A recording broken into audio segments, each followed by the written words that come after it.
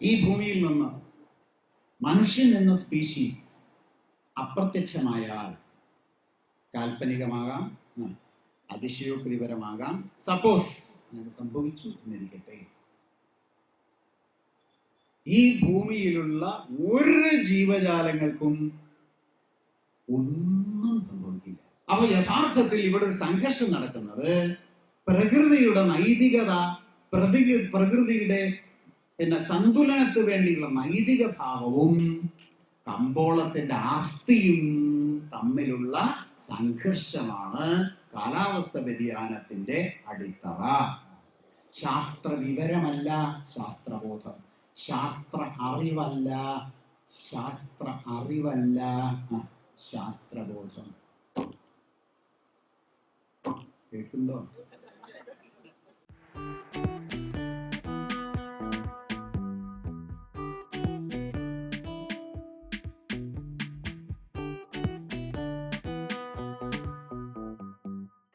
നമ്മുടെയെല്ലാം പ്രിയങ്കരനായ, നമ്മളെല്ലാം ആരാധിക്കുന്ന ശ്രീ PR പിഷാരടിയുടെ ദീപ്തവും പ്രോജ്വലവുമായ ഓർമ്മകൾക്ക് മുമ്പിൽ എല്ലാ സ്നേഹാഭിവാദ്യങ്ങളും അർപ്പിക്കുകയാണ്. ഈ നാട്ടിൽ നിന്ന് ലോകം കണ്ട ഏറ്റവും നല്ല ഒരു കാലാവസ്ഥാ ശാസ്ത്രജ്ഞനുണ്ടായി എന്നുള്ളത് ഈ നാടിൻ്റെ അഭിമാനമാണ്. പുതിയ തലമുറ ഇദ്ദേഹത്തെ ഓർത്ത് അദ്ദേഹത്തിൻ്റെ അന്വേഷണ രീതികളെ മനസ്സിലാക്കി ഈ രംഗത്തേക്ക് കടന്നു വരണം എന്നുദ്ദേശിച്ചാണ് ശാസ്ത്ര സാഹിത്യ പരിഷത്ത് ഇങ്ങനെ ഒരു പരിപാടി തന്നെ സങ്കല്പിച്ചത് എന്ന് ഞാൻ കരുതുന്നു. സമൂഹത്തിന് ചില ചിന്തകൾ നൽകിക്കൊണ്ട് സമൂഹത്തിൻ്റെ പൊതുചിന്തയ്ക്ക് ചിറക് വെപ്പിക്കുക എന്നുള്ളത് പരിഷത്തിൻ്റെ പ്രവർത്തനത്തിൽ ഏറ്റവും പ്രധാനപ്പെട്ട ഒരു രീതിശാസ്ത്രമാണ്. അതുകൊണ്ട് തന്നെ കാലഘട്ടത്തിൽ ഏറ്റവും പ്രസക്തമായ ഒരു ശാസ്ത്രജ്ഞനെ ഈ സമൂഹം ഓർക്കുകയാണ്. ആ ചിന്ത വർത്തമാനകാല ചിന്തയും കൂടിയായി മാറി. ആ അന്വേഷണ രീതിശാസ്ത്രം വർത്തമാനകാലത്തിൻ്റെ അന്വേഷണ രീതിശാസ്ത്രവും കൂടിയായി മാറി. അന്വേഷണ തുടർച്ചയുണ്ടാകണം എന്ന് പരിഷത്ത് ആഗ്രഹിക്കുകയാണ്. അന്വേഷണങ്ങളിലൂടെ മാത്രമേ പുതിയ പുതിയ അറിവുകൾ ഉൽപ്പാദിപ്പിക്കപ്പെട്ടിട്ടുള്ളൂ, ജ്ഞാനോൽപാദനം ഉണ്ടായിട്ടുള്ളൂ എന്ന് ചരിത്രം നമ്മളെ പഠിപ്പിക്കുന്നു. ആ ജ്ഞാനോൽപാദനത്തിൻ്റെ സാധ്യത വളരെ വളരെ വളരെ കൂടി വരുന്ന ഒരു കാലവും കൂടിയാണ് ഇത്. വരാൻ പോകുന്ന വ്യവസ്ഥയെ നമ്മൾ നോളജ് ഇക്കോണമി എന്ന് ഇംഗ്ലീഷിലും ജ്ഞാന സമ്പദ് വ്യവസ്ഥ എന്ന് മലയാളത്തിലും പറയും. ആ ജ്ഞാന സമ്പദ് വ്യവസ്ഥയിൽ ഒരു സമൂഹം മുഴുവൻ ജ്ഞാനോൽപാദനത്തിന് തയ്യാറാകണം എന്ന് കരുതുന്ന ഒരു സംസ്ഥാനമാണ് കേരളം. അത്തരത്തിലുള്ള ഒരു ഭാവി നമ്മുടെ മുമ്പിൽ ഉള്ളപ്പോൾ തലമുറകളെ അതിനൊപ്പം ഒരുക്കിക്കൊണ്ടുവരിക എന്നുള്ളതാണ് ജനകീയ ശാസ്ത്ര പ്രസ്ഥാനങ്ങളുടെ ചുമതല, കടമ. അതുകൊണ്ട് തന്നെ ഇങ്ങനെയുള്ള ചർച്ചകൾ കേവലം ചർച്ചകളായി അവസാനിക്കാതെ തുടർ ചർച്ചകളായി മാറി അന്വേഷണങ്ങൾക്ക് കൂടുതൽ സാധ്യതയുണ്ടാക്കണം. അപ്പോഴേ ശാസ്ത്ര സാഹിത്യ പരിഷത്തിൻ്റെ ഒരു സെമിനാർ ആയിത്തീരുകയുള്ളൂ. അത് വിട്ട് ഇങ്ങനെ ഒരു വിഷയം, കാലാവസ്ഥാ വ്യതിയാനം എന്നുള്ളൊരു വിഷയം ഏറ്റെടുത്ത് ഒരു സെമിനാർ നടത്തുമ്പോൾ അതിലൂടെ ഉൽപ്പാദിപ്പിക്കപ്പെടുന്ന ആശയങ്ങളും ചിന്തകളും അന്വേഷണങ്ങളും തുടർ ചിന്തകളും തുടർ അന്വേഷണങ്ങളുമായിട്ട് വളരണം എന്ന് പരിഷത്ത് ആഗ്രഹിക്കുന്നുണ്ട്. ഈ സെമിനാറിൻ്റെ ആശയപരമായ ഉള്ളടക്കം പൂർണ്ണമായിട്ടും എല്ലാവരും ഉൾക്കൊള്ളണം.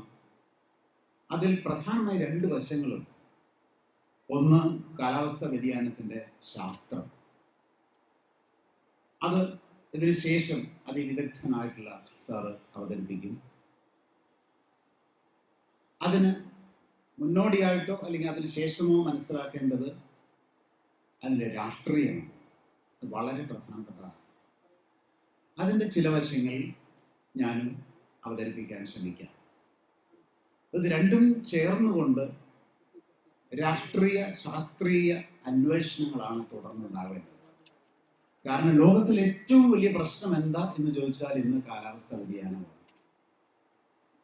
അതോടൊപ്പം ഒരു പ്രശ്നം എന്താ എന്ന് ചോദിച്ചാൽ അത് അസമത്വത്തിന്റെ വർധനവാണ്. രണ്ട് പ്രശ്നങ്ങളാണ് ലോകത്തിലുള്ളത്. ഒന്ന് അസമത്വത്തിന്റെ വർധനവ്, രണ്ട് കാലാവസ്ഥാ വ്യതിയാനം. കാലാവസ്ഥാ വ്യതിയാനം പിന്നീട് ഉൽപാദന പ്രശ്നങ്ങളിലേക്ക് എത്തി സാമ്പത്തികമായി ധ്രുവീകരണമുള്ളത് കൊണ്ട് അസമത്വത്തിലേക്ക് അത് വഴിവെക്കുകയും ചെയ്യും. അസമത്വം വർദ്ധിക്കുന്നതിനും ഈ വിഷയം അവസരമൊരുക്കും എന്ന് അർത്ഥം. ജോസഫ് സ്റ്റിഗ്ലിറ്റ്സ് എന്ന് പറയുന്ന നോബൽ സമ്മാനം നേടിയ സാമ്പത്തിക ശാസ്ത്രജ്ഞൻ ഒരു പ്രധാനപ്പെട്ട പുസ്തകം 2016 ഈ ലോകത്തിന് സംഭാവന ചെയ്തു. ആ പുസ്തകത്തിന്റെ പേര് ദ ഗ്രേറ്റ് ഡിവൈഡ് എന്നാണ്. ലോകം രണ്ടായിട്ട് വിഭജിക്കപ്പെട്ടുകൊണ്ടിരിക്കുന്നു, പണക്കാരൻ, പാവപ്പെട്ടവൻ. അതിൽ തന്നെ സമൂഹത്തിൽ വളരെ കുറച്ച് ശതമാനം വരുന്ന 5, 6, 7% വരുന്നവർ മാത്രമാണ് ഒരു വിഭാഗമായിട്ട് നിൽക്കുന്നത്, സമ്പത്ത് കുന്നുകൂട്ടുന്നവർ. ബാക്കിയെല്ലാം ദരിദ്രവൽക്കരിക്കപ്പെടുകയാണ്, പാർശ്വവൽക്കരിക്കപ്പെടുകയാണ്, പ്രാന്തവൽക്കരിക്കപ്പെടുകയാണ്. ഈ ആശയം എഴുതിയത് ആരാന്നറിയാമോ? നവലിബറൽ സാമ്പത്തിക നയങ്ങളുടെ വക്താവും പ്രയോക്താവുമായ സ്റ്റിഗ്ലിറ്റ്സാണ്. അദ്ദേഹം IMFന്റെയും ലോകബാങ്കിന്റെയും അമേരിക്കൻ പ്രസിഡന്റിന്റെയും മുഖ്യ സാമ്പത്തിക ഉപദേഷ്ടാവായിരുന്നു. ലോകത്തിൽ എല്ലാ പ്രശ്നങ്ങളും ന്യൂലിബറൽ പോളിസി കൊണ്ട് പരിഹരിക്കപ്പെടും എന്ന് പല ആവർത്തി പറഞ്ഞിട്ടുള്ള ആളാണ്. അദ്ദേഹം ആണ് ദ ഗ്രേറ്റ് ഡിവൈഡ് എന്ന പുസ്തകം എഴുതിയത്. അതായത് ലോകത്ത് ഈ നയം കൊണ്ട് വലിയ അസമത്വം ഉണ്ടായിരിക്കുന്നു. അദ്ദേഹം തന്നെ 2023 മറ്റൊരു പുസ്തകം എഴുതി. ആ പുസ്തകത്തിന്റെ പേര് ദ റോഡ് ടു ഫ്രീഡം എന്നാണ്, സ്വാതന്ത്ര്യത്തിലേക്കുള്ള വഴി. അതിൽ അദ്ദേഹം പറഞ്ഞിരിക്കുന്നത് ന്യൂലിബറൽ പോളിസി, നവലിബറൽ സാമ്പത്തിക നയം പൂർണ്ണമായും തകർന്നു എന്നാണ്. അത് തകർന്നിരിക്കുന്നു. ആരാ പറയുന്നത്? അതിന്റെ വക്താവും പ്രയോക്താവും. ഇപ്പോഴും നമുക്ക് പലർക്കും മനസ്സിലായിട്ടില്ല, നമ്മുടെ നാടിന് മനസ്സിലായിട്ടില്ല, ആർക്കും മനസ്സിലായിട്ടില്ല. ഇപ്പോഴും അത് തന്നെ മുന്നോട്ട് കൊണ്ടുപോകുന്ന വിചിത്രമായ ഒരവസ്ഥ നമ്മൾ കാണുന്നു. കേന്ദ്ര ഭരണകൂടമൊക്കെ അതെങ്ങനെ എന്താ മനസ്സിലാക്കുന്നത്? അതിന്റെ വക്താവും പ്രയോക്താവും തന്നെ പുസ്തകം എഴുതി കഴിഞ്ഞിരിക്കുന്നു. ഇനി ഈ നയത്തിന് മുന്നോട്ട് പോകാൻ കഴിയില്ല, അത്ര കണ്ട് അസമത്വം ലോകത്ത് വർദ്ധിച്ചിരിക്കുകയാണ് എന്ന്. അപ്പൊ അങ്ങനെ രണ്ട് പുസ്തകങ്ങളാണ് പ്രധാനമായിട്ടും ഞാൻ പറയാൻ പോകുന്ന കാര്യങ്ങൾക്ക് ആധാരമായിട്ടുള്ളത്. അതിനു മുമ്പ് ജെയിംസ് പെട്രാസ് എന്ന് പറയുന്ന ഒരാള് ഒരു പുസ്തകം എഴുതി. അദ്ദേഹം ന്യൂലിബറൽ പോളിസി എതിർത്തിരുന്ന ഇടതുപക്ഷ ശാസ്ത്രജ്ഞനാണ്, സാമ്പത്തിക ശാസ്ത്രജ്ഞനാണ്. അദ്ദേഹത്തിന്റെ പുസ്തകത്തിന്റെ പേര് ഗ്ലോബലൈസേഷൻ അൺമാസ്ക്ഡ് എന്നാണ്. അതായത് മുഖം മൂടി അഴിച്ചു വെച്ച ആഗോളവൽക്കരണം, ഗ്ലോബലൈസേഷൻ അൺമാസ്ക്ഡ്. ആ പുസ്തകത്തിൽ വർഷങ്ങൾക്ക് മുമ്പ് തന്നെ പെട്രാസ് ഈ കാലാവസ്ഥ വ്യതിയാനം ഉണ്ടാകും എന്ന് പറഞ്ഞിട്ടുണ്ട്. ഒരു തവണയെങ്കിലും ആ പുസ്തകം കാണണേ എന്ന് എനിക്കൊരു അഭ്യർത്ഥനയുണ്ട്. ന്യൂലിബറൽ പോളിസി നടപ്പിലാക്കുന്ന കാലത്ത് പെട്രാസ് ഈ അൺമാസ്ക്ഡ് എന്ന് പറയുന്ന പുസ്തകത്തിലൂടെ ഈ കാലാവസ്ഥ വ്യതിയാനത്തെ കുറിച്ച് പറഞ്ഞിട്ടുണ്ട്. അന്ന് ഇത്രയൊന്നും വ്യതിയാനം ഇല്ല, പക്ഷെ അത് ഗുരുതരമായ ഒരു പ്രശ്നമായി മാറുമെന്ന് പറഞ്ഞിട്ടുണ്ട്. ആ പുസ്തകം ഈ വിഷയം പഠിക്കുമ്പോൾ അനിവാര്യമായി വായിച്ചിരിക്കേണ്ട പുസ്തകമാണ്. കാലാവസ്ഥാ വ്യതിയാനം എന്ന വിഷയത്തിന്റെ ശാസ്ത്രത്തെ കുറിച്ച് പറഞ്ഞത് നിരവധി പുസ്തകങ്ങളുണ്ട്. അത്തരത്തിലൊരു പുസ്തകം നമ്മുടെ ഈ വ്രണിതഭൂമി എന്ന മലയാളത്തിൽ ശാസ്ത്ര സാഹിത്യ പരിഷത്ത് തർജ്ജമ ചെയ്ത പുസ്തകമാണ്. ജോൺ ബെലാമി ഫോസ്റ്റർ എന്ന ആ ശാസ്ത്രജ്ഞനാണ് ആ പുസ്തകം എഴുതിയത്. ഇതിനെല്ലാം ആധാരമാക്കിയിട്ടാണ് നമുക്ക് ഈ വിഷയത്തെക്കുറിച്ച് പറയാൻ കഴിയുക. ഏതായാലും ഒരു കാര്യം വ്യക്തമാണ്, ലോകത്തെ ഭയപ്പെടുത്തിക്കൊണ്ട് കാലാവസ്ഥ വ്യതിയാനം ഇന്ന് സംഭവിച്ചുകൊണ്ടിരിക്കുകയാണ്. അത് കൂടുതൽ രൂക്ഷമാകും എന്നുള്ള ആശയങ്ങളും ഉയർന്നു വന്നുകൊണ്ടിരിക്കുകയാണ്. താൽക്കാലികമാണ് എന്നല്ല, അത് രൂക്ഷമാവാൻ പോവാണ്, ഇതിനേക്കാൾ അപകടകരമാകുവാണ്. നല്ലതുപോലെ ശ്രദ്ധിക്കണം എന്നുള്ള അഭിപ്രായം വളർന്നു വരികയാണ്. ശരി, എന്താ ഇങ്ങനെ ഒരു പ്രശ്നം ഉണ്ടാവാൻ കാരണം? അടിസ്ഥാനപരമായ കാരണം ഇത്രയേ ഉള്ളൂ. ഈ പ്രകൃതി നിലനിൽക്കുന്നത്, ഈ പ്രകൃതി തന്നെ നിൽക്കുന്നത് ഒരൊറ്റ ആശയത്തെ ആസ്പദമാക്കിയിട്ടാണ്. അത് ഇംഗ്ലീഷിൽ ഈക്വിലിബ്രിയം എന്നും മലയാളത്തിൽ സന്തുലനം എന്നും പറയും. പ്രകൃതി നിലനിൽക്കുന്നത് സന്തുലനത്തിലൂടെയാണ് എന്നർത്ഥം. പ്രകൃതി ഒരൊറ്റ കാര്യം ശ്രദ്ധിക്കുള്ളൂ, അതിന്റെ സന്തുലനം തെറ്റുണ്ടോ തെറ്റണില്ലേ എന്ന്. തെറ്റാനുള്ള എന്തെങ്കിലും സാധ്യത, തെറ്റില്ല അത് വേറെ കാര്യം, അതെന്താന്ന് ഞാൻ പിന്നെ പറയാം. തെറ്റാനുള്ള അല്ലെങ്കിൽ അത് അത് അത് അങ്ങനെ അല്ലാതാവാനുള്ള എന്തെങ്കിലും ചലനങ്ങൾ ഉണ്ടെങ്കിൽ തിരിച്ച് സന്തുലനാവസ്ഥയിലേക്ക് കൊണ്ടുവരാനാണ് പ്രകൃതി ശ്രമിക്കുക. എവിടെ എന്തെങ്കിലും വർദ്ധിച്ചാൽ അത് കുറയ്ക്കാനും, എവിടെ എന്തെങ്കിലും കുറഞ്ഞാൽ അത് കൂട്ടാനും, അതാണ് ഈക്വിലിബ്രിയം മെയിൻറ്റെയിൻ ചെയ്യുക. ലീ ഷാറ്റൽസ് പ്രിൻസിപ്പിൾ എന്നൊക്കെ അതിന്റെ ഭാഗമായിട്ട് വരുന്ന തത്വങ്ങളൊക്കെ ഉണ്ട്, ഞാൻ അവിടേക്കൊന്നും പോകുന്നില്ല. ഏതായാലും പ്രകൃതി ശ്രമിക്കുന്നത് അതിന്റെ സന്തുലനം നിലനിർത്താൻ. കാലാവസ്ഥയൊക്കെ ഭൂമിയിലെ സന്തുലനം നിലനിർത്തുവാനുള്ള പ്രധാനപ്പെട്ട ഒരു ഉപകരണം. ആ സന്തുലനം നിലനിർത്താൻ പ്രകൃതി ഉപയോഗിക്കുന്ന ഏറ്റവും വലിയ ആശയം ജൈവ വൈവിധ്യമാണ്. എല്ലാ വൈവിധ്യവും, ജൈവ മാത്രമല്ല, ഈ ഭൂമിയിൽ കാണുന്ന വൈവിധ്യത്തെ ആസ്പദമാക്കിയാണ് പ്രകൃതി അതിന്റെ സന്തുലനത്തെ നിലനിർത്തുന്നത് എന്ന് അർത്ഥം. അപ്പോ സന്തുലനം നിലനിർത്തുവാൻ പ്രകൃതി വൈവിധ്യത്തെ ഉപയോഗിക്കുന്നുണ്ടെങ്കിൽ ആ പ്രകൃതിയിലെ എല്ലാ ജീവജാലങ്ങളുടെയും കടമ ഈ സന്തുലനത്തെ നിലനിർത്തുക, വൈവിധ്യത്തെ നിലനിർത്തിക്കൊണ്ട് സന്തുലനത്തെ നിലനിർത്തുക എന്നുള്ളതാണ്. ഇത് മനസ്സിലാകാത്ത ഒരൊറ്റ സ്പീഷീസേ ഈ പ്രകൃതിയിലുള്ളൂ. ആരാണാവൂല്ലേ? അത് മനുഷ്യൻ മാത്രമാണ്, അതിലാരുമില്ല. ഇതാണ് മനസ്സിൽ വേണ്ടത്. പ്രകൃതി എന്തിനാ ചെയ്യണം? പ്രകൃതി ഇതിന്റെ സന്തുലനം നിലനിർത്താൻ ശ്രമിക്കണം. കാലാവസ്ഥ, ചിലപ്പോൾ മഴ, ചിലപ്പോൾ തണവ്, ചിലപ്പോൾ ചൂട്. ഇതെന്തിനാ ഇങ്ങനെ കാലാവസ്ഥ ഇങ്ങനെ മാറി മാറി വരുന്നത്? അത് ഭൂമിയിലെ സൈക്ലിക് പ്രോസസ്സിലൂടെ അതിന്റെ ജൈവ സമ്പത്ത് നിലനിർത്താൻ വേണ്ടിയാണ്. ചെടികൾ ഉണ്ടാവുക, അത് പൂക്കുക, അത് കായ്ക്കുക, അത് പഴുക്കുക, അത് താഴെ വീഴുക, മണ്ണിൽ വീണ്ടും വെള്ളം വരിക, മുളയ്ക്കുക, പച്ചയാവുക, ആ പച്ച വീണ്ടും പൂവാവുക, വീണ്ടും കായാവുക. ഒരു സൈക്ലിക് പ്രോസസ്. ഈ ജൈവ സമ്പത്തിനെ നിലനിർത്താൻ ഒരു സൈക്ലിക് പ്രോസസ് ഉണ്ട്. ആ സൈക്ലിക് പ്രോസസ് നിലനിർത്താൻ വേണ്ടിയാണ് കാലാവസ്ഥ. കർക്കിടക മാസത്തിൽ തന്നെ മഴ എന്തൊക്കെ നിർബന്ധം? നമുക്കൊരു നിർബന്ധമൊന്നുമില്ല എന്നുള്ളതാണ് ഇപ്പോൾ നമ്മുടെ പൊതു ഉത്തരം. അങ്ങനെയല്ല, അത് പ്രകൃതിക്ക് എന്നൊരു ലക്ഷ്യം. കണിക്കൊന്ന പൂവ് ഏത് കാലത്തെ പൂക്കുക?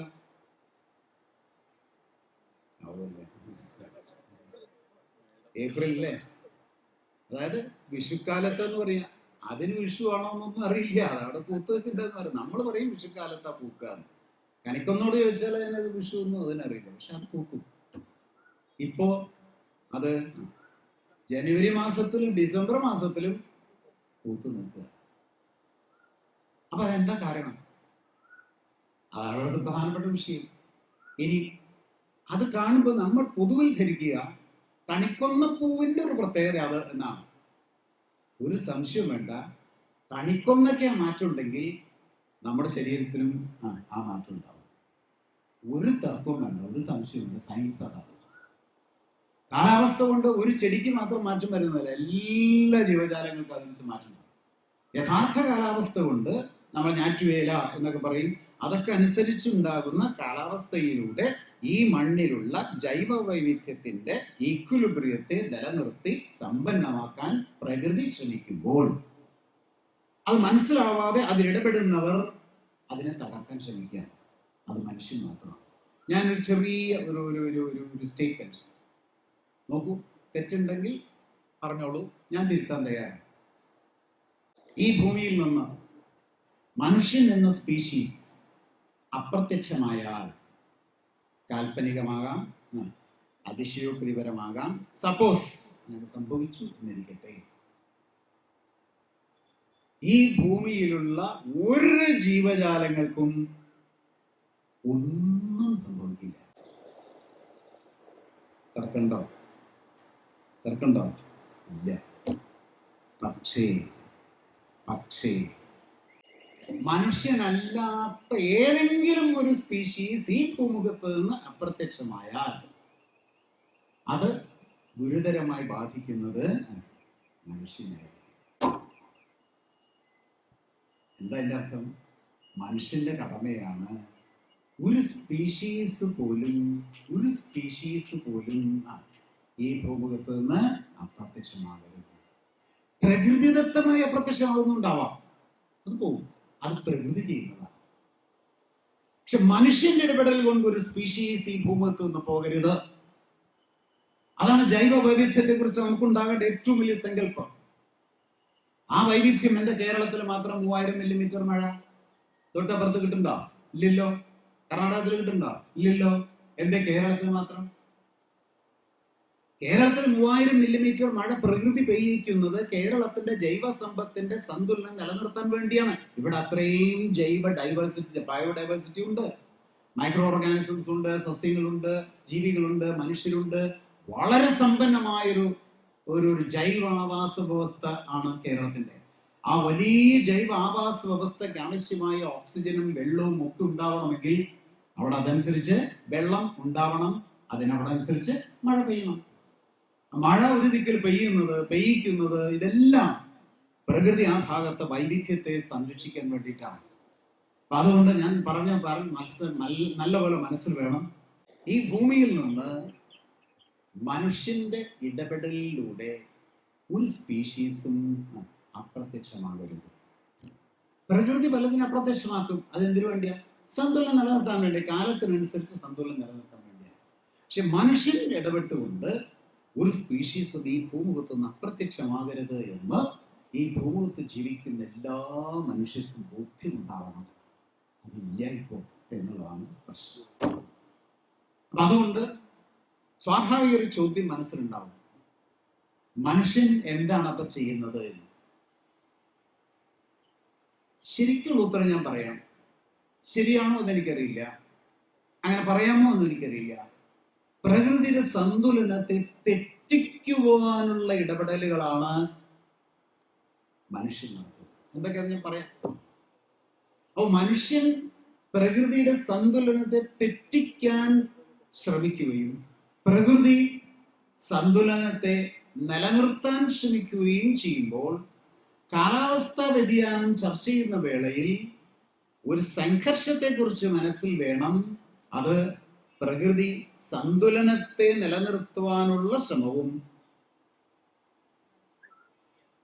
ഒന്ന് പറയൂ, മനുഷ്യൻ എന്താണ് പ്രകൃതിയെ നശിപ്പിക്കാനുള്ള ശ്രമം എന്നുള്ള സംഘർഷം. ഈ സംഘർഷത്തിൽ നോക്കണേ, ഈ സംഘർഷത്തിൽ മനുഷ്യൻ ജയിക്കും എന്നാരും കരുതരുത്. ആർക്കും അങ്ങനെ ഒരു ധാരണയുണ്ട് എന്നുള്ളത് ഉണ്ടോ?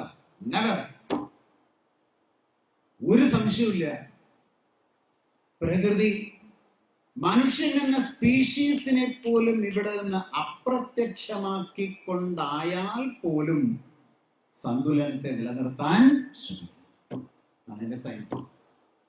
സന്തുലനത്തെ നിലനിർത്തലാ വേണ്ടതെങ്കിൽ ഇവിടെ മനുഷ്യന് എന്താണ് എതിരാണോ പറയൂ, ആ സ്പീഷീസ് പോലും ഇവിടെ നിന്നുണ്ടാവും. 460 കോടി വർഷങ്ങളാണ് ഈ പ്രകൃതി ഭൂമി ഇങ്ങനെ വളർന്നു വരാനുണ്ടായത്. അതിൻ്റെ ഇടയിൽ എന്തെല്ലാം കഴിഞ്ഞു, അത് വലിയ വിഷയമാണ്. സാറ് കുറെ കഥ പറയും. അതിൻ്റെ ഇടയ്ക്ക് ഈ ഭൂമി എങ്ങനെ മാറി വന്നത്, അതെല്ലാം ഈ സന്തുലനം നിലനിർത്തിയും അതിലൂടെ പലതും മാറ്റി കൊണ്ടുവന്നും ഒക്കെ തന്നെയാണ് പ്രകൃതി ഇതിനെ നിലനിർത്തിയിരിക്കുന്നത്. ആ പ്രകൃതിയുടെ വലിയ ലക്ഷ്യവും ശക്തി എന്ന വാക്ക് ഞാൻ പ്രയോഗിക്കേണ്ട ശാസ്ത്രസാഹിത്യ പരിഷത്തിന്റെ വേദിയിൽ അതിൻ്റെ യഥാർത്ഥ ഊർജവും എത്രയാണ് എന്ന് നമ്മൾ തിരിച്ചറിയണം. തൂക്കണാങ്കുരുവി കൂടുകൂട്ടി എത്രയോ ആയിരക്കണക്കിന് വർഷങ്ങളായി തൂക്കണാങ്കുരുവികൾ അവിടെ ജീവിക്കുന്നു, അവർ പ്രണയിക്കുന്നു, അവർക്ക് കുട്ടികളുണ്ടാവുന്നു, മുട്ടയുണ്ടാവുന്നു, അത് വലുതാവുന്നു, പെരുന്നു. ആയിരക്കണക്കിന് കൊല്ലം കഴിഞ്ഞിട്ടും ഒരു തൂക്കണാങ്കുരുവിയും ഈ പ്രകൃതിയുടെ സന്തുലനത്തെ ഒരു ചെറിയ അംശം പോലും തകർക്കാൻ ശ്രമിച്ചിട്ടില്ല. ഒരിക്കലും ഈ പ്രകൃതിയെ വേദനിപ്പിച്ചുകൊണ്ട്, ഞാൻ ഒരു പക്ഷി ഉദാഹരണം പറഞ്ഞു എന്നേ ഉള്ളൂ, ജീവിച്ചിട്ടില്ല. ഒരു ജീവിയും അങ്ങനെ ജീവിച്ചിട്ടില്ല. പുലി മലയുടെ മുകളിൽ കാത്തിരിക്കുകയാണ്. അങ്ങനെ നോക്കിയിരിക്കുമ്പോൾ ആയിരക്കണക്കിന് മാനുകൾ ഇങ്ങനെ മേഞ്ഞുകൊണ്ടിരിക്കുന്നു. ഏതെങ്കിലും പുലി വേണമെങ്കിൽ അതിന് പറ്റും ആ ആയിരക്കണക്കിന് പറയുന്ന പുലിയും പറയൂ കൊല്ലുവോ? എന്തൊന്നും ഉണ്ടാത്ത കൊല്ലുവോ? ഒരിക്കലും കൊല്ലില്ല. പറ്റാണ്ടാണോ? അല്ല. പുലി അങ്ങനെ നോക്കി, പുലിക്ക് വിശക്കുണ്ട്, ഒരു മാൻ വേണം.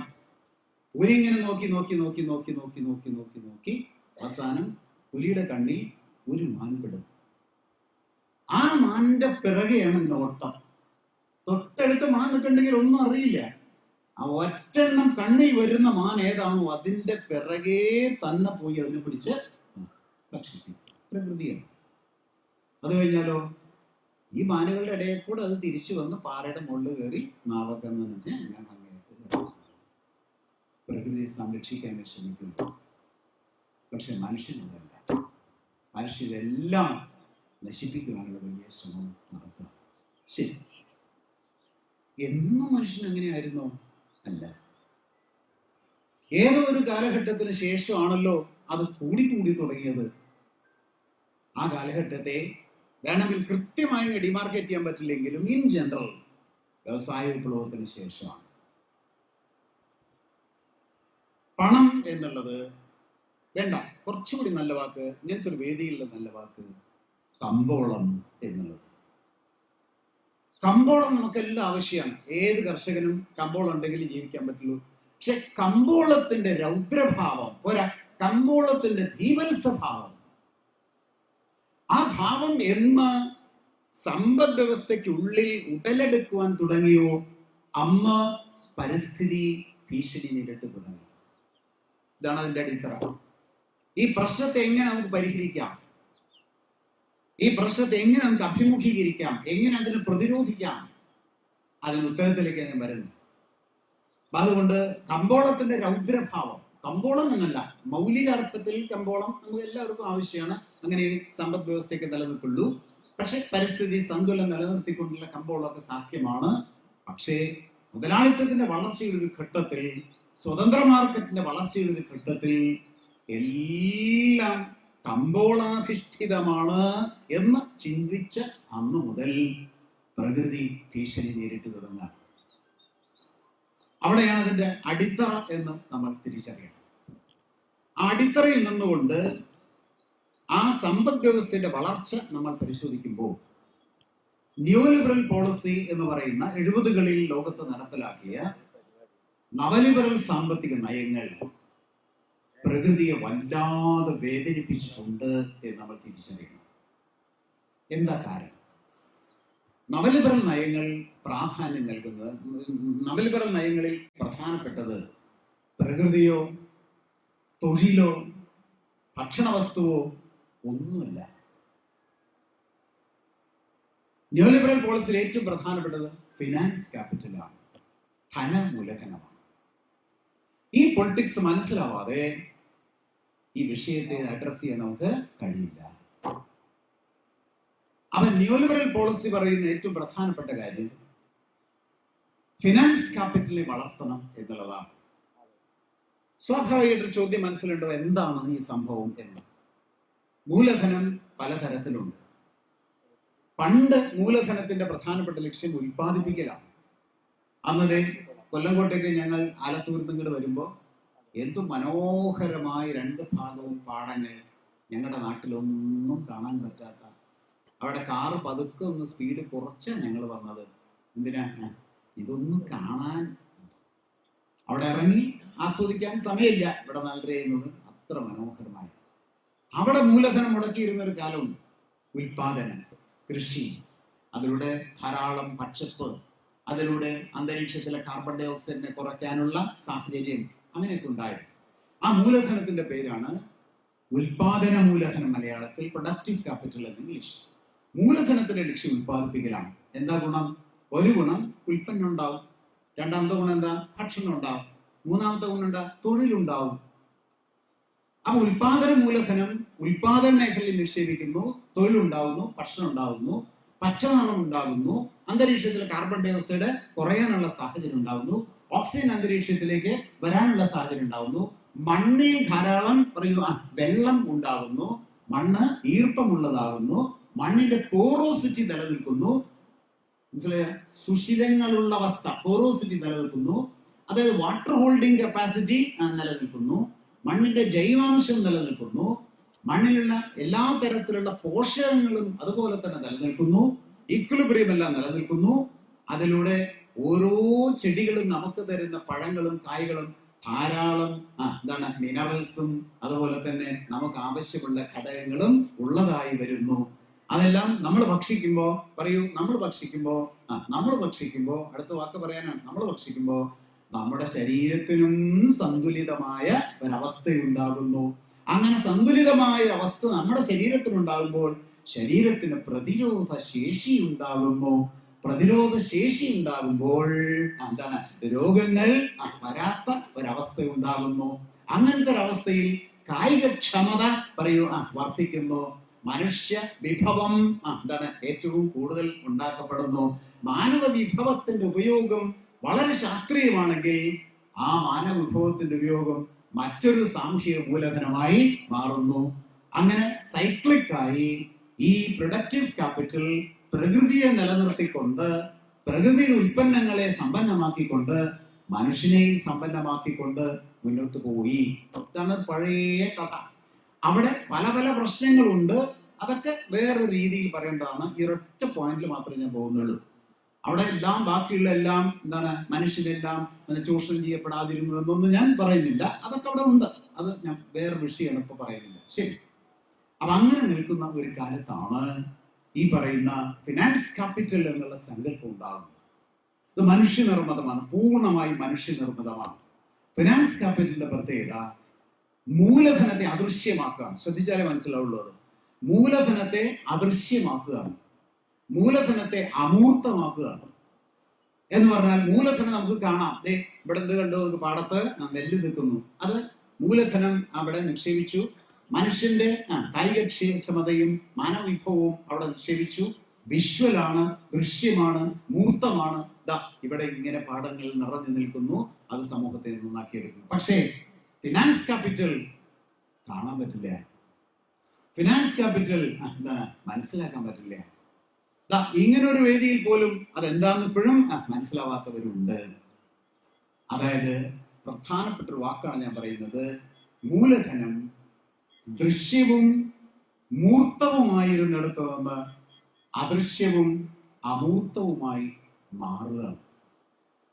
അദൃശ്യവും അമൂർത്തവുമായ മൂലധനം, ശ്രദ്ധിക്കണേ, അദൃശ്യവും അമൂർത്തവുമായ മൂലധനം വൻ ചൂഷണം ലക്ഷ്യമിടുകയാണ്.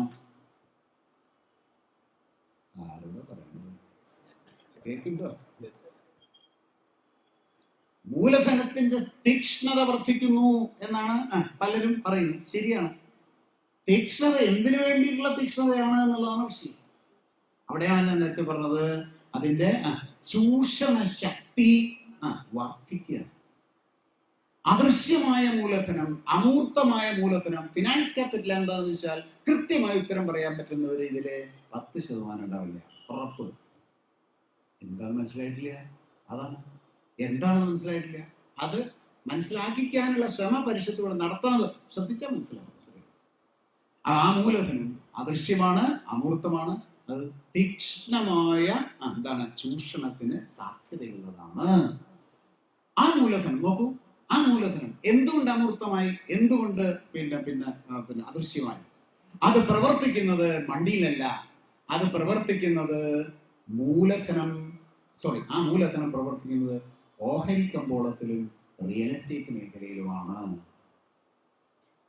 അപ്പൊ റിയൽ എസ്റ്റേറ്റ് മേഖലയിലും ഓഹരി കമ്പോളത്തിലും പ്രവർത്തിക്കുന്ന മൂലധനത്തിന് കൂടുതൽ പ്രാധാന്യം കൊടുത്ത സമ്പദ് വ്യവസ്ഥയാണ് ഫിനാൻസ് ക്യാപിറ്റൽ വളരുന്ന സമ്പദ് വ്യവസ്ഥ എന്ന് പറയുന്നത്. പ്രൊഡക്റ്റ് ക്യാപിറ്റൽ ഇല്ല എന്ന് പറഞ്ഞിട്ടുണ്ടോ? ഇല്ല. അതൊക്കെ ഉണ്ട്. ഇപ്പൊ നെല്ലും കാര്യങ്ങളൊക്കെ ഉണ്ട്, പ്രൊഡക്ഷൻ ഉണ്ട്. പക്ഷെ ഫോക്കസ് എവിടേക്കാണ്? സമ്പദ് വ്യവസ്ഥയുടെ ഫോക്കസ് എവിടേക്കാണ്? സ്റ്റോക്ക് മാർക്കറ്റിനും റിയൽ എസ്റ്റേറ്റിനുമാണ്. അപ്പൊ സമ്പദ് വ്യവസ്ഥയുടെ ഫോക്കസ് റിയൽ എസ്റ്റേറ്റിനും ഫോക്കസ് എന്താണ് ഓഹരിക്കമ്പോളത്തിനുമായി മാറിയപ്പോൾ പണം പെട്ടെന്ന് ഉണ്ടാക്കാൻ പറ്റുന്ന ഒന്നാണ് എന്ന് തിരിച്ചറിയാണ്. വളരെ പെട്ടെന്ന് ഉണ്ടാക്കാം. നെല്ലുണ്ടാക്കണമെങ്കിലോ നടണം, പറയൂ ഈ പണി മുഴുവൻ എടുക്കണം, എന്നിട്ടത് കൊയ്യണം, എന്നാ കാശ് കിട്ടുവോ? ഇല്ല. ഇതൊക്കെ കഴിയണം. മറ്റതോ ഓഹരിക്കമ്പോളത്തിൽ മുടക്കുക, കമ്പ്യൂട്ടറിൽ കുത്തുക, കമ്പ്യൂട്ടറിൽ കുത്തുക, അവിടെ എവിടെയും കുത്തുക, എന്താണ് കാശ് കിട്ടുക. കാശ് കിട്ടിയെന്ന് പോലും മനസ്സിലാവില്ല. നമുക്കിതൊന്നും അറിയില്ല. അതിന്റെ തീക്ഷ്ണത വർദ്ധിച്ച് വരുംതോറും അതിന്റെ ചൂഷണ ആർജവം കൂടി വരികയാണ്. ആ ചൂഷണം ചെയ്യപ്പെടുന്ന തുകയോ അങ്ങനെ ചൂഷണം ചെയ്യപ്പെടുന്നതോ നാട്ടുകാരും കാണുന്നില്ല. അത് മുഴുവൻ ആരാ കാണുന്നത്? ആരാ കൊണ്ടുപോകുന്നത്? ഈ ഓഹരിക്കമ്പോളത്തിൽ വിഹരിക്കുന്ന വളരെ കുറച്ചു പേർ. ഇവിടെ ഇരിക്കുന്നവരൊക്കെ ഓഹരിക്കമ്പോളത്തിൽ ഓടുന്നവരല്ലേ? അല്ലേ? അല്ല. അതുകൊണ്ട് നമുക്ക് മനസ്സിലാവുന്നത്. അപ്പൊ ഓഹരിക്കമ്പോളത്തിൽ പണം മുടക്കി ഓഹരിക്കമ്പോളത്തിൽ ഇങ്ങനെ പോയിരിക്കുന്നവർക്ക് ഈ സമ്പത്ത് അവരുടെ കൈകളിലേക്ക് കുന്നുചേരും. ഇതാണ് അസമത്വത്തിന്റെ കാരണം, പാർശ്വവൽക്കരണത്തിന്റെ കാരണം. സമ്പത്ത് മുഴുവൻ അവരിലേക്ക് പോവാണ്. അപ്പൊ അവർ കൂടുതൽ ചൂഷണ ശക്തിയുള്ളതായിട്ട് മാറുന്നു. സമ്പത്ത് മുഴുവൻ അവരിലേക്ക്. നോക്കൂ, ഒരു വാക്ക് ബ്ലോട്ടിംഗ് പേപ്പർ മഷി ഒപ്പിയെടുക്കുന്നത് പോലെ. ഇതില് നല്ല ഉദാഹരണം എനിക്ക് പറയാനില്ല, കേൾക്കുന്നുണ്ടോ? നാട്ടിലെ മൂലധനത്തെ ഒപ്പിയെടുക്കുക. കേരളത്തിൽ, ഇന്ത്യയില് 400 സീറ്റ് BJPക്ക് കിട്ടുമെന്ന പ്രഖ്യാപനം വന്നതിന്റെ പിറ്റേ ദിവസം പത്രം ആരെങ്കിലും കണ്ടോന്നറിയില്ല, ആദ്യം വളർന്നത് സ്റ്റോക്ക് മാർക്കറ്റാണ്. കേൾക്കുന്നുണ്ടോ? ആദ്യം വളർന്നത് സ്റ്റോക്ക് മാർക്കറ്റാണ്. 400 സീറ്റ് കിട്ടാതെ 240 ആയപ്പോ ആദ്യം തകർന്നത് സ്റ്റോക്ക് മാർക്കറ്റാണ്. അവിടെ ഒരു പ്രൊഡക്ഷനും ഇല്ല, ഒന്നുമില്ല. എങ്ങനെ ഊഹക്കച്ചവട കമ്പോളത്തെ ഭരണകൂടം നിയന്ത്രിക്കുന്നത്? അതനുസരിച്ച് അത് ഫ്ലക്ച്വേറ്റ് ചെയ്യാണ്. ഇപ്പൊ ഏറ്റവും അധികം കൂടുന്ന ഒരു സംഭവം എന്താണെന്നറിയോ? സ്വർണത്തിന്റെ വില ദിവസവും കൂടുകയാണ്. ഇതൊക്കെ മാർക്കറ്റിലെ ആ മൂലധനത്തിന്റെ ലക്ഷ്യം അനുസരിച്ചാണെന്ന് മനസ്സിലായാലേ നമുക്ക് ഈ സമ്പദ് വ്യവസ്ഥയെ കുറിച്ച് മനസ്സിലാവുള്ളൂ. പ്യുവർ എക്കണോമിക്സ് ആണ് അത്. അങ്ങനെ ആ മൂലധനം സ്റ്റോക്ക് മാർക്കറ്റിലും റിയൽ എസ്റ്റേറ്റിലും ശ്രദ്ധിക്കണേ. ഇനിയാണ് അടുത്ത പോയിന്റ്. നമ്മുടെ പോയിന്റിലേക്ക് വരുമ്പോൾ ആ മൂലധനത്തിന് നോക്കൂ, ഇനിയും പണം ഉണ്ടാക്കണം എന്ന ചിന്ത വരുമ്പോൾ മറ്റൊരു തലത്തിലേക്ക് അത് കടക്കുകയാണ്. പ്രൊഡക്ഷനിൽ നിക്ഷേപിക്കില്ല എന്ന് മാത്രമല്ല, നോക്കൂ, പ്രൊഡക്ഷന് വേണ്ടി നിക്ഷേപിക്കില്ല എന്ന് മാത്രമല്ല, ആ പ്രൊഡക്ഷന് വേണ്ടി നിക്ഷേപിക്കുന്ന സ്ഥലത്തെ ഉപയോഗിച്ചും പണം ഉണ്ടാക്കണം. മനസ്സിലായില്ലേ? കേൾക്കുന്നുണ്ടോ? ഭൂമി കൃഷി ചെയ്യാനുള്ളത് അല്ല. കണ്ടോ? എന്താ കൃഷി പറയും? ഭൂമി കൃഷി ചെയ്യാനുള്ളത് അല്ല, പണം ഉണ്ടാക്കാനുള്ളതാണ്. ഇതാരായി ആശയം ഉത്പാദിപ്പിച്ച് പറയാണ്ട് ഞാൻ പോലും. ഈ ആശയം ഉത്പാദിപ്പിച്ചാരാ? ഈ ഫിനാൻസ് ക്യാപിറ്റലാണ്. എവിടെ നിന്നെല്ലാം പണം ഉണ്ടാക്കാം? സ്റ്റോക്ക് മാർക്കറ്റിൽ എവിടെ നിന്ന് പണം ഉണ്ടാക്കാം? റിയൽ എസ്റ്റേറ്റിൽ എവിടെ നിന്ന് പണം ഉണ്ടാക്കാം? അവർ ഈ ഭൂമുഖത്തെ മുഴുവൻ മേഖലകളിലെയും സൂക്ഷ്മമായി ശ്രദ്ധിക്കുമ്പോൾ ഭൂമി ഇതാ കിടക്കുന്നു, അവിടെ നെല്ലുണ്ടാകുന്നു, പറയൂ 10 രൂപ മുടക്കി 12 രൂപ കിട്ടുന്നു. 12 കിട്ടുമെന്ന് അറിയില്ല, 12 രൂപ കിട്ടുന്നു. അതേ ഭൂമി മണ്ണിട്ട് നികത്തിയാൽ, മണ്ണ് മാന്തിയാൽ, മണ്ണിട്ട് നികത്തി കെട്ടിടം പണിതാൽ ഇതിന്റെ 100 ഇരട്ടി പണം കിട്ടും. ഞാൻ ഇങ്ങോട്ട് വരുന്നതിൻ്റെ ഇടയ്ക്ക് ഒരു മനോഹരമായ പാടം കണ്ടു. ഞാൻ സാറിനോട് പറയായിരുന്നു, ആ പാടത്തിന്റെ പറഞ്ഞൂടെ ഇവിടെ ഇതോടെ, ആ പാടത്തിന്റെ അറ്റത്ത് ഒരു ഇഷ്ടികക്കളവും കണ്ടു. ഒട്ടകത്തിന്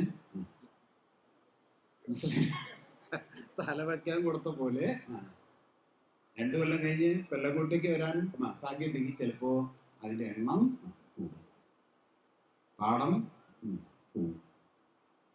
കേൾക്കുന്നുണ്ടോ? ആര് ക്രിയേറ്റ് ചെയ്യുന്നത്? ഈ ഡെവലപ്മെന്റ് എന്ന് പറയുന്നത് ഫൈനാൻസ് ക്യാപിറ്റൽ ഡെവലപ്മെന്റ് ആണ് എന്ന് തെറ്റിദ്ധരിക്കുന്ന സമ്പദ് വ്യവസ്ഥ ബോധപൂർവം കാർഷിക മേഖലയെ പണമുണ്ടാകുന്ന വിഭവമാക്കി മാറ്റുക. ഒരു വാക്ക് പറയാനാണ് അതൊക്കെ ശ്രമിച്ചത്. അതുകൊണ്ട് നോക്കൂ, കൃഷിഭൂമി കൃഷി ചെയ്യാനുള്ള ഭൂമി എന്ന മൗലിക സങ്കല്പത്തിൽ നിന്നും ചരക്കായി മാറി. ഭൂമി ചരക്കായി മാറി. ആര് മാറ്റി? അതാരും ഭൂമിക്ക് പുറത്തുനിന്ന് ഇങ്ങനെ ആവട്ടെ എന്ന് അങ്ങനെ അനുഗ്രഹിച്ചോ ശപിച്ചോ വിട്ടതല്ല.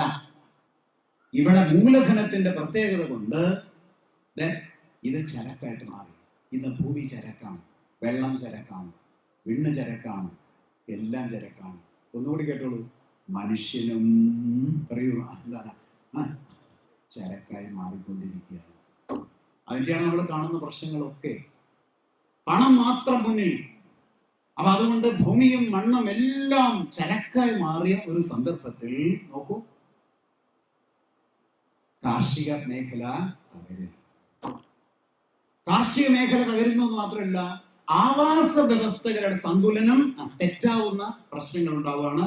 മരങ്ങൾ മുറിയുന്നു, പാറകൾ പൊളിയുന്നു, എല്ലാ മൗലിക പ്രശ്നങ്ങളും സംഭവിക്കുന്നു. ഈക്വിലിബ്രിയം തെറ്റാനുള്ള അവസ്ഥയിലേക്ക് എത്തുന്നു. അങ്ങനെ എത്തുന്ന ഒരു സമയത്ത് കാർഷിക മേഖല തകർന്നു പോകുന്നു. കാർഷിക മേഖല തകർന്നു പോകുമ്പോൾ ഒരു പ്രശ്നം, അന്തരീക്ഷത്തിലെ കാർബൺ ഡൈ ഓക്സൈഡിനെ വലിച്ചെടുക്കാവുന്ന ഭൂമിയിലെ എന്താണ് പിന്നെ മറ്റേ ഡെൻസിറ്റി, അതിന്റെ മറ്റേ അംശം കുറയും. പോരാ, അപ്പുറത്ത് കാട്ടുതീ ഉണ്ടാകുന്നു. എന്താണ്, ഇഷ്ടം പോലെ ഫോസിലുകൾ കത്തിച്ച് കാർബൺ ഡൈ ഓക്സൈഡ് ഉണ്ടാക്കുന്നു. വ്യവസായശാലകളിലൂടെ ധാരാളം കാർബൺ ഡൈ ഓക്സൈഡ് ഉണ്ടാകുന്നു. എവിടെ നോക്കിയാലും കാർബൺ ഡൈ ഓക്സൈഡ് ഉണ്ടാകുന്നു. പോരാ, ക്ലോറോ ഫ്ലൂറോ കാർബൺ എന്ന് പറയുന്ന ഒരു തന്മാത്ര ഫ്രിഡ്ജ്, അതുപോലെ തന്നെ AC ഒക്കെ വരുമ്പോൾ അതിന്റെ പുറത്തേക്ക് വരുന്നു. മീഥെയിൻ എന്ന് പറയുന്ന ഒരു വാതകം വരുന്നു. നൈട്രസ് ഓക്സൈഡ് എന്ന ഒരു വാതകം വരുന്നു. ഇതെല്ലാം മനുഷ്യ നിർമ്മിതമാണെന്ന് പറയില്ല, അത് വർദ്ധിപ്പിക്കുന്നത് മനുഷ്യനാണ്. അങ്ങനെ വർദ്ധിപ്പിച്ച് അന്തരീക്ഷത്തിലെ ഹരിതഗൃഹ വാതകങ്ങളുടെ അളവ് വർദ്ധിക്കുകയാണ്. ഹരിതഗൃഹ വാതകങ്ങളെ വർദ്ധിപ്പിച്ചത് മനുഷ്യനാണ്. അങ്ങനെ വർദ്ധിച്ചാലും അതിലെ കാർബൺ ഡൈ ഓക്സൈഡിനെ താഴേക്ക് കൊണ്ടുവരാൻ പറ്റുന്ന, പിടിച്ചെടുക്കാൻ പറ്റുന്ന പച്ച നിറം ഇവിടെ ഇല്ലാതായതും ഇവിടെ കൃഷി ഇല്ലാതായത് കൊണ്ടാണ്. അപ്പൊ 2 കാരണങ്ങൾ. കൃഷി ഇല്ലാതായപ്പോൾ ഉള്ള കാർബൺ ഡൈ ഓക്സൈഡ് കുറയ്ക്കാൻ പറ്റണില്ല. കാർബൺ ഡൈ ഓക്സൈഡ് ആണെങ്കിൽ ഇഷ്ടം പോലെ മുകളിലേക്ക് വിടുകയും ചെയ്യുന്നു. അങ്ങനെ അന്തരീക്ഷത്തിലെ ഈ പറയുന്ന ഹരിതഗൃഹ വാതകങ്ങളുടെ ആധിക്യം അന്തരീക്ഷത്തെ തപിപ്പിക്കുകയാണ്, ചൂടാക്കുക. അന്തരീക്ഷത്തിന് ചൂട്, ഗ്ലോബൽ വാർമിംഗ് കഴിഞ്ഞ 200 വർഷങ്ങൾ ഏകദേശം 1.2 ഡിഗ്രി സെന്റിഗ്രേഡ് വർദ്ധിച്ചിട്ടുണ്ട് എന്ന് പറയും. അപ്പൊ ഞാനൊരു ക്ലാസ്സില്, ഇങ്ങനെയല്ല, ഒരു ചെറിയ ക്ലാസ്, അപ്പൊ ഒരാൾ ചോദിച്ചു, പക്ഷെ ഒരു മിനിറ്റ് ചോദിച്ചോട്ടെ, ഈ ചൂട് എവിടെ വർദ്ധിക്കണേ? അന്തരീക്ഷത്തിലല്ലേ വർദ്ധിച്ചോട്ടെ. ഇത്ര വലിയൊരു കാര്യം മനുഷ്യൻ അങ്ങനെ എടുക്കുന്നത്, അതെന്താ ശരിയാണത്? വളരെ പ്രധാനപ്പെട്ട ഒരു ചോദ്യമാണത്. മനുഷ്യന്റെ മനസ്സിലുള്ള ചോദ്യമാണത്. ഇവിടെ കാശുണ്ടാവുണ്ടല്ലോ, അവിടെ ഇത്തിരി പറയൂ കാർബൺ ഡൈ ഓക്സൈഡിന് കൂടിക്കോട്ടെ. അവിടെ ഇത്തിരി കാർബൺ ഡൈ ഓക്സൈഡ് കൂടിയാലും അടുത്ത പറയണ്ടേ, ഇവിടെ ഇത്തിരി പറയണ കാശുണ്ടായാൽ പോരെ എന്നുള്ളതാണ്. അത് പോരാന്ന് പറയുന്നതാണ് കാലാവസ്ഥ വ്യതിയാനം. പ്രകൃതി അത് പോരാ എന്ന് പറയലാണ് കാലാവസ്ഥ വ്യതിയാനം. ഈ ചൂട് കൂടാൽ, ഞാൻ ആദ്യൊരു വാക്ക് പറഞ്ഞു അവസാനിപ്പിക്കാം. ആദ്യൊരു വാക്ക് പറഞ്ഞു, പ്രകൃതിയുടെ പണി എന്താ? സന്തുലനം. കൂടിയാൽ കുറയ്ക്കും, കുറച്ചാൽ കൂടും. അങ്ങനെ ഇക്വിലിബ്രിയം നിലനിർത്താൻ പറ്റില്ല. ഇവിടെ എന്താ ചെയ്ത്? ടെമ്പറേച്ചർ കൂടി. ആരാ കൂട്ടിയത്? ഹരിതഗൃഹവാതകങ്ങൾ. എന്താ ഹരിതഗൃഹവാതകങ്ങൾ ചൂട് കൂട്ടാൻ കാരണം? അന്തരീക്ഷത്തിൽ നിന്നും വരുന്ന, സൂര്യനിൽ നിന്ന് വരുന്ന രശ്മി ഭൂമിയിൽ വന്നിടിച്ച് തിരിച്ചു പോകുമ്പോൾ റേഡിയന്റ് എനർജിയെ ഈ ഹരിതഗൃഹവാതകങ്ങൾ പിടിച്ചെടുത്ത് അവ കയ്യിൽ വെച്ചാൽ കുഴപ്പമില്ല. പക്ഷെ അത് പിടിച്ചെടുത്ത അന്തരീക്ഷത്തിലേക്ക് അവ വീണ്ടും വിടും. അന്തരീക്ഷം അത് ചൂടായി. ആ ചൂടായിക്കോട്ടെ, എന്താ ഞാൻ വിചാരിച്ചില്ല. ആ ചൂട് കുറയ്ക്കാൻ പ്രകൃതി ശ്രമിക്കും. നോക്കൂ, പ്രകൃതി ശ്രമിക്കും. എങ്ങനെ ശ്രമിക്കും? എങ്ങനെ ഇത് കുറയ്ക്കുക? നിങ്ങൾ കാർബൺ ഡൈ ഓക്സൈഡ് വിടരുത് കേട്ടോ എന്ന് പ്രകൃതിക്ക് അങ്ങനെ പറയാൻ പറ്റില്ല. പ്രകൃതി ഒറ്റ വഴിയുള്ളൂ, അത് കുറയ്ക്കാൻ 2 വഴിയുള്ളൂ. ഒരു വഴി അത് കടലിന് കൊടുക്കുക. വെള്ളം, H2O എന്ന് പറയുന്ന തന്മാത്ര. അതിന്റെ ലോകം എന്ന് പറഞ്ഞാൽ ഒരു 3 മണിക്കൂർ പറഞ്ഞാലും തീരില്ല. ഈ H2O എന്ന് പറയുന്ന തന്മാത്രയുടെ പ്രത്യേകത. അത് കടലിലാ കിടക്കുന്നു. പിന്നുണ്ട് ഐസായിട്ട് കിടക്കുന്ന സ്ഥലമുണ്ട്. അതെവിടെയാ? ധ്രുവമാണ്. അപ്പൊ അങ്ങോട്ട് കൊടുക്കും, പറയുക കടലിന് കൊടുക്കും. കടല് ചൂടാവും, മഞ്ഞ് ഉരുകിയ മഞ്ഞ് വെള്ളാവും. വെള്ളം മലയില് നിൽക്കില്ല, അതൊലിച്ച് കടലിൽ വരും. കടലിന്റെ വെള്ളത്തിന്റെ ഉയരം കൂടും, കടലിന്റെ ചൂട് കൂടും, കടലിന്റെ ഉയരം കൂടും. പോരാ, അന്തരീക്ഷത്തിൽ കാർബൺ ഡൈ ഓക്സൈഡ് ധാരാളമുണ്ട്. അത് വെള്ളത്തിൽ നേരിട്ട് ചൂട് കൊടുക്കുന്നതിന് വെള്ളത്തിൽ നിന്ന് ലയിക്കുകയും ചെയ്യും. കാർബോണിക് ആസിഡ് എന്ന് പറയും. ആ വെള്ളത്തിൽ ലയിക്കും. അപ്പൊ വെള്ളത്തിന്റെ അസിഡിറ്റി ഒന്ന് കൂടും, pH കുറയും, അസിഡിറ്റി ഒന്ന് കൂടും.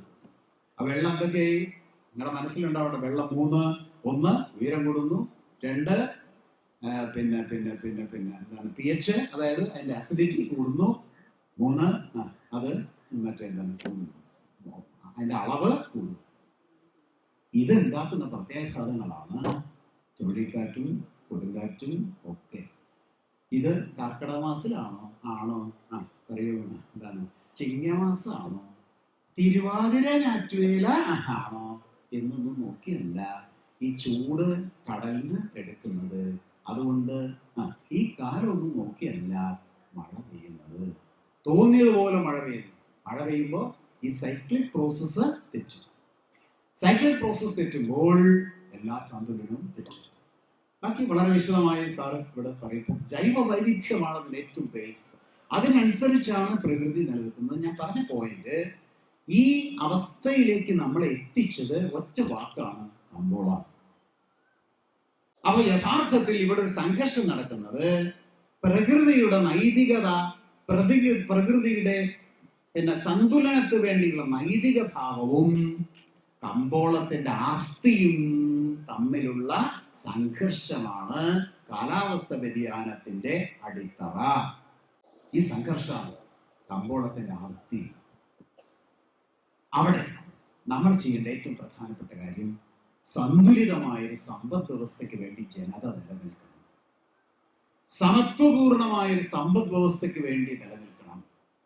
ഫിനാൻസ് ക്യാപിറ്റലിന്റെ ധനമൂലധനത്തിന്റെ ഈ തേരോട്ടം നടക്കുന്ന സമ്പദ് വ്യവസ്ഥക്കെതിരെ അതിശക്തമായി നിലനിൽക്കണം.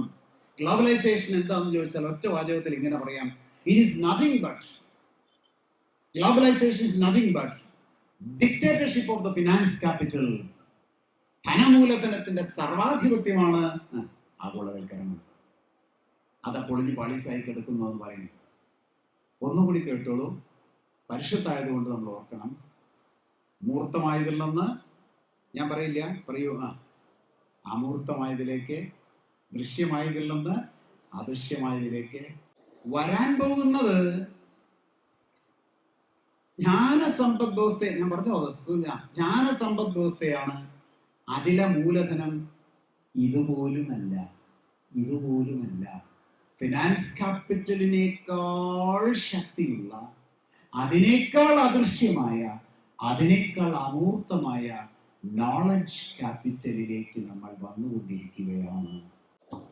നാളെ ലോക കമ്പോളത്തെ നിയന്ത്രിക്കാൻ പോകുന്നത് നോളജ് ക്യാപിറ്റലാണ്. അത് ഇതിനേക്കാൾ അമൂർത്തമാണ്, ഇതിനേക്കാൾ അദൃശ്യമാണ്. ഞാൻ പറഞ്ഞത് ശ്രദ്ധിച്ചവർക്ക് മനസ്സിലാവും.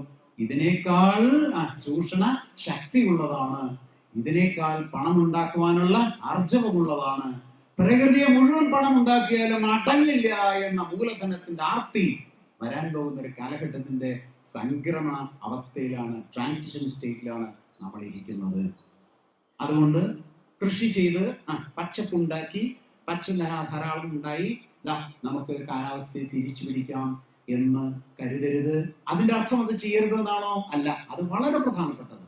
കാർബൺ ഡൈ ഓക്സൈഡിനെ ഇല്ലാതാക്കുന്ന കൃഷി വ്യാപകമായി ഭൂമിയുടെ ആവരണം പച്ചപ്പാക്കി പരമാവധി എത്തിക്കുക എന്നുള്ളത് ഒരു പരിഹാര മാർഗമാണെങ്കിൽ, യഥാർത്ഥ പരിഹാര മാർഗം അതോടൊപ്പം പറഞ്ഞാൽ ഞാൻ പോക്കോളാം, അതോടൊപ്പം ഈ മൂലധനത്തിന്റെ ആർത്തി, കമ്പോളത്തിന്റെ പ്രത്യേകത, അതിനെതിരെ ശാസ്ത്രീയമായ ചിന്തകൾ ഉണർത്തിക്കൊണ്ട് ജനതയെ ഉയർത്തുക, ശാസ്ത്രബോധം ഉണ്ടാക്കുക. ശാസ്ത്ര വിവരമല്ല ശാസ്ത്രബോധം, ശാസ്ത്ര അറിവല്ല, ശാസ്ത്ര അറിവല്ല, ശാസ്ത്രബോധം. കേൾക്കുന്നുണ്ടോ? വിവരമല്ല, ശാസ്ത്ര വിവരമല്ല, ശാസ്ത്ര അറിവുമല്ല, ശാസ്ത്രബോധം. ഇത് രണ്ടും രണ്ടാ. പരിഷത്തിന്റെ വേദിയിലൊന്നും പറയേണ്ട കാര്യമില്ല, ഇത് മനസ്സിലാക്കണം. ഇതെന്തിനാ പറയണത്? ശാസ്ത്ര വിവരം ഉണ്ടാക്കാനല്ല എന്ന് പറഞ്ഞത്, ശാസ്ത്രബോധം ഉണ്ടാക്കാനാണ്. എങ്ങനെ ഈ ക്ലൈമറ്റിനെ നമുക്ക് ഇത് പെട്ടെന്ന് ഒരു ദിവസം കൊണ്ട് പറ്റുന്നതല്ല, എങ്കിലും തുടക്കം എന്ത് ചെയ്യണം? മൂലധനത്തിനെ പ്രതിരോധിക്കാതെ, ഈ അദൃശ്യമായ ചൂഷണ ശക്തികളുടെ മൂലധനത്തെ പ്രതിരോധിക്കാതെ ഇത് കഴിയില്ല. ഒപ്പം മറ്റൊരു കൂടി വേണ്ടതുണ്ട്. അതുകൊണ്ട് ഇത് വളരെ വളരെ പ്രധാനപ്പെട്ടതാണ്, ഈ മൂലധനത്തിനെതിരെയുള്ള പോരാട്ടം. അതാണ് ഈ സ്റ്റിഗ്ലിറ്റ്സ് പുസ്തകത്തിൽ എഴുതിയിട്ടുള്ളത്. ദ റോഡ് ടു ഫ്രീഡം എന്ന് പറയുന്ന പുസ്തകത്തിൽ തകർന്നു കിടക്കുകയാണ്. ഇനി എന്ത് ചെയ്യും എന്നുള്ള നിലയ്ക്കാണ്. ഇതാണ് പെട്രാസ് അന്ന് പറഞ്ഞത്. അതുകൊണ്ട് കാലാവസ്ഥാ വ്യതിയാനത്തെക്കുറിച്ച് ശാസ്ത്രബോധം ഉൽപ്പാദിപ്പിക്കുക, ശാസ്ത്രബോധം സമൂഹത്തിൽ ഉൽപ്പാദിപ്പിക്കുക, തുടർ ചർച്ചകൾ നടത്തുക. അതിന് തയ്യാറാകണം എല്ലാവരും എന്ന് അഭ്യർത്ഥിച്ചുകൊണ്ട് ഒരിക്കൽ കൂടി ബഹുമാനപ്പെട്ട ശ്രീ പി.ആർ. പിഷാരടിയുടെ ഓർമ്മകൾക്ക് മുമ്പിൽ രക്തപുഷ്പങ്ങൾ അർപ്പിച്ചുകൊണ്ട് ഈ ചടങ്ങ് ഉദ്ഘാടനം ആരംഭിക്കുന്നു.